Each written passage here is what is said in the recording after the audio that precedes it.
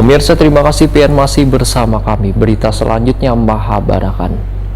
Badan Anggaran DPRD Banjarmasin mulai melakukan rapat pembahasan kebijakan umum anggaran One Prioritas Plafon Anggaran Sementara APBD Perusahaan Banjarmasin tahun 2021 di Aula Rapat Paripurna DPRD Banjarmasin, Jalan Lambung Mangkurat, Banjarmasin Tengah, terhitung mulai Senin 2 Agustus 2021.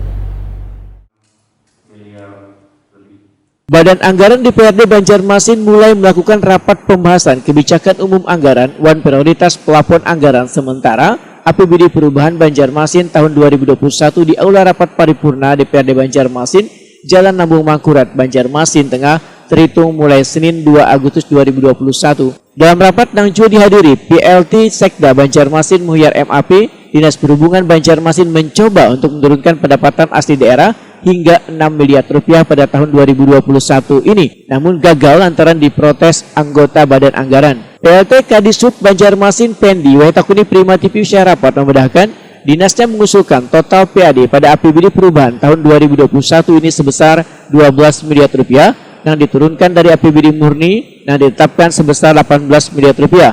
Pendi menilai wajar penurunan ini karena faktor pandemi COVID-19 dan adanya potensi pendapatan yang hilang di sektor terminal, yaitu Terminal Panam yang sudah di bawah Provinsi Kalimantan Selatan dan terminal di Pasar Antasari yang kada berpotensi besar. Pendi pun kada menampik bila ada potensi pendapatan yang besar, yaitu pajak parkir yang ditarget bisa didapat dalam PAD sebesar 6 miliar rupiah dan sudah terrealisasi hingga wahini sekitar 2,7 miliar rupiah.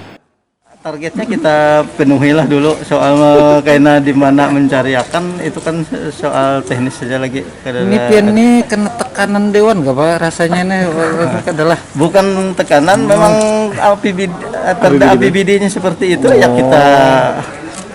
kita laksanakan target APBD-nya seperti itu. Nah, soal karena realisasinya apa kan kita lihat fakta di lapangan. Yang penting kita berusaha semaksimal mungkin untuk meningkatkan potensi yang ada.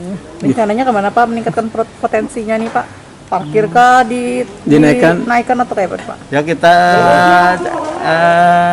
naikkan di parkir salah satu potensinya, tapi berapa yang bisa kita lakukan lah, kita melihat kajian berapa yang bisa kita tempatkan di parkir dan potensi lain yang memungkinkan.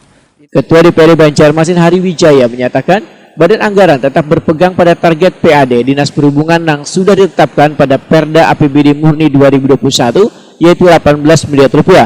Politisi Partai Amanat Nasional ini menilai potensi PAD di Dinas Perhubungan cukup besar dan bisa dicapai.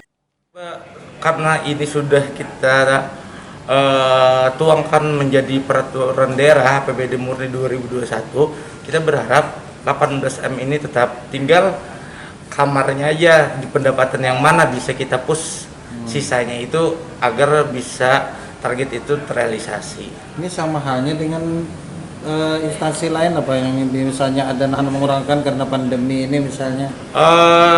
Kita kebijakan itu relatif dengan potensi yang ada. Jadi kalau memang potensinya bisa kita pertahankan, kenapa tidak? Tapi kalau memang keadaan dan potensinya itu tidak memungkinkan karena pandemi, mungkin kita tidak memaksakan diri juga. Kalau untuk memaksakan targetnya itu harus tetap dengan target sebelumnya.